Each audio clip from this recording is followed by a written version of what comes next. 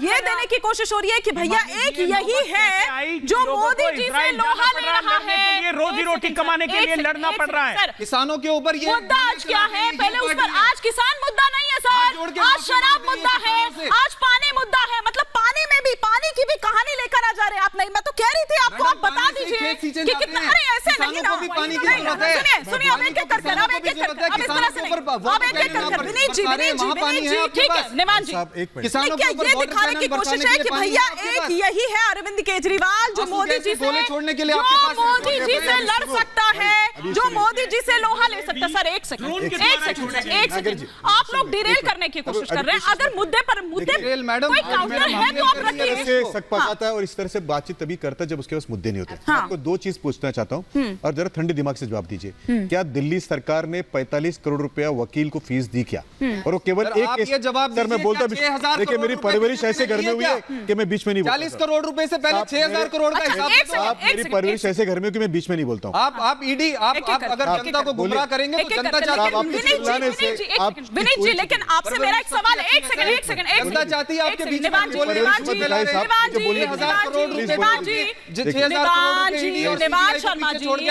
शर्मा जी, थोड़ा सा धैर्य। लेकिन विनीत जी, इनकी जो बात आई है उस पर मैं एक सवाल ऐड ऑन कर रही हूं। इनका जवाब देते रहेंगे, चोर का जवाब क्या देंगे हम लोग? चोरी करेंगे उसके बाद में आके बात करेंगे। 45 करोड़ रुपया वकील को देते हैं, किसका देते हैं? दिल्ली का पेमेंट देते हैं, किसको देते हैं? क्योंकि हमने टैक्स में चोरी किया क्या? नहीं, तो दारू बेचते हैं, दारू की दलाली लेते हैं, उसके पेमेंट करते हैं। एक सेकंड, इन्होंने आरोप लगाया यहाँ पर कि क्या वाकई में, क्या वो किसी वो इंतजार किसका कर रही है? भाई हेमंत सोरेन के घर पहुंच सकते हैं वो 9 समन के बाद, क्यों नहीं पहुंच सकते यहाँ पर?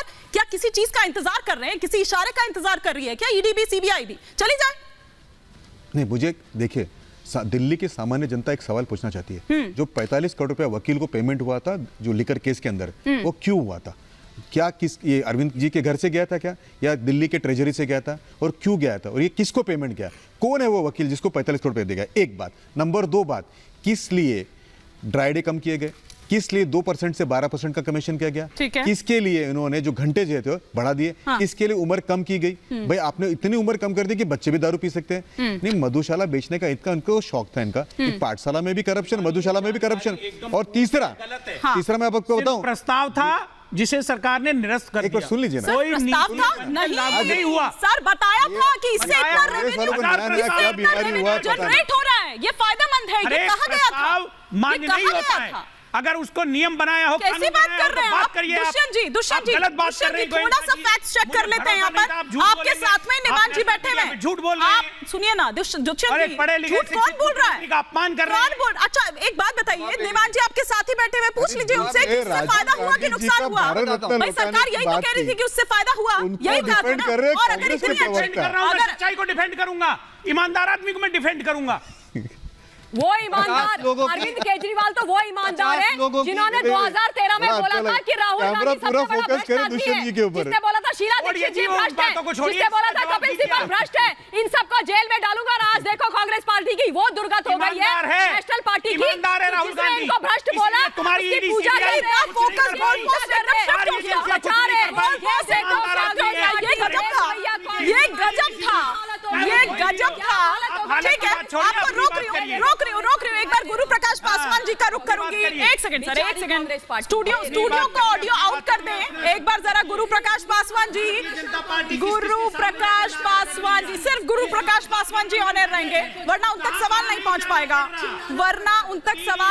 पहुंच पाएगा, आप दोनों को रोक रही हूँ। दुष्यंत जी, ममता जी, दुष्यंत जी,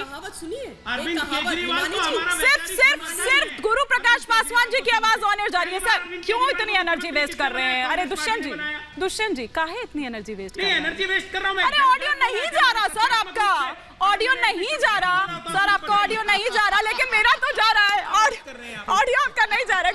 गुरु प्रकाश जी किसका इंतजार कर रही है ईडी, सीबीआई? वो हेमंत सोरेन के लिए दिल्ली तक पहुंच जाती है, दिल्ली से झारखंड पूरा एकदम भगदड़ मच जाती है, लेकिन यहाँ क्यों इंतजार हो रहा है? क्या यहाँ पर भी किसी सही टाइम का, राइट टाइम का आप भी इंतजार कर रहे हैं? ये आरोप है। नहीं हिमानी, मैं बहुत ही ध्यानपूर्वक तरीके से पिछले 15-20 मिनटों से अपने साथियों की बातों को सुन रहा था और मैं आशा करता हूं कि मुझे भी बोलने का उतना ही अवसर और मुझे उतना सम्मान मिलेगा। देखिए, ईडी का और सीबीआई का कुछ आंकड़ा हम लोगों को देखने की आवश्यकता है। पिछले 7-8 वर्षों में ईडी ने 1 लाख करोड़ से अधिक की प्रॉपर्टी को अटैच किया है, नंबर 1।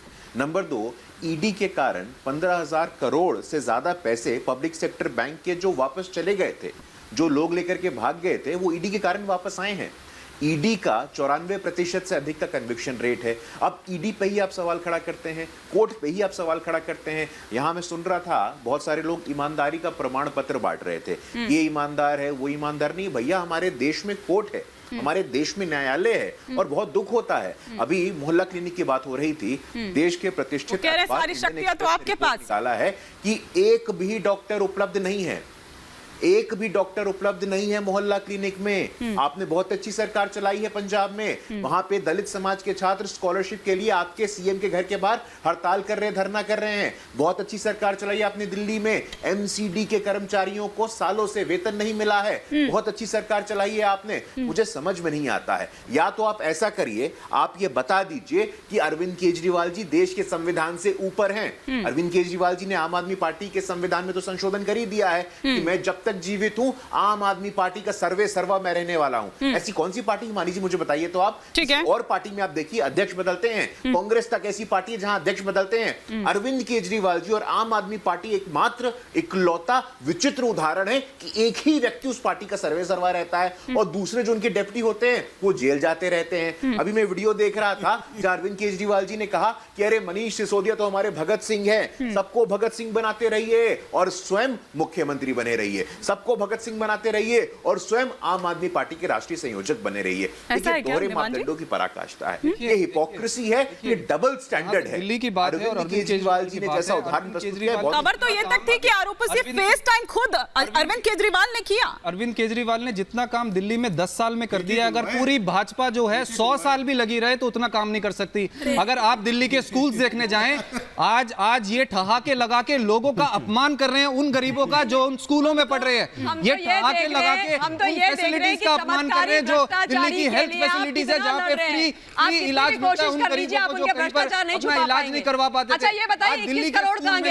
सर, लेकिन बताइए भी तो घोटाला सामने आया था ना निवान जी, एसएसपी का घोटाला, जल बोर्ड में आज अगर दिल्ली की सड़कों पे कोई घायल होता है उसका फ्री इलाज होता है बड़े से बड़े अस्पताल में। क्या अचीवमेंट है अरविंद केजरीवाल की? आप पंजाब में चले जाइए, 1 साल में 42,000 से ज्यादा नौकरी देने वाली पंजाब सरकार ने चैलेंज करता हूं, बताएं दिल्ली जानना चाहती है, पूछ रही है दिल्ली आपसे कि 21 करोड़ रुपए कहां मैं चैलेंज करता हूं, ये बताएं। सुनिए ना, एक सेकंड आप तो सर मैं बात दिल्ली की कर रही हूँ, पंजाब चले गए। सुनिए ना निवान जी, मैं बात आपसे दिल्ली की कर रही हूँ, आप पंजाब की बात कर रहे हैं, मैं बात आपसे शराब की कर रही हूँ, पानी की कर रही हूँ, उस जल बोर्ड घोटाले की कर रही हूँ, आप कुछ और मुद्दा कर। एक मिनट, आज मैं एक बात मानूंगा नेशनल टीवी के, भाई अरविंद केजरीवाल जी के बारे में मानना पड़ेगा, क्या चॉइस है। 10 करोड़ रुपए के जो है पर्दे लगाएंगे, बढ़िया चॉइस है। मतलब ये आप सोचिए, जो पर्दे की स्कूल बनाएगा 10 करोड़ का स्कूल, भाई जबरदस्त वो है जो 21 करोड़ रुपए का टेंट का स्कूल क्या है ना निवान जी, माननीय प्रधानमंत्री जी को गुजरात में एक स्कूल नहीं मिलता और पर्दों की चिंता है, बच्चों के भविष्य की चिंता नहीं है, बच्चों के स्कूलों की चिंता नहीं है।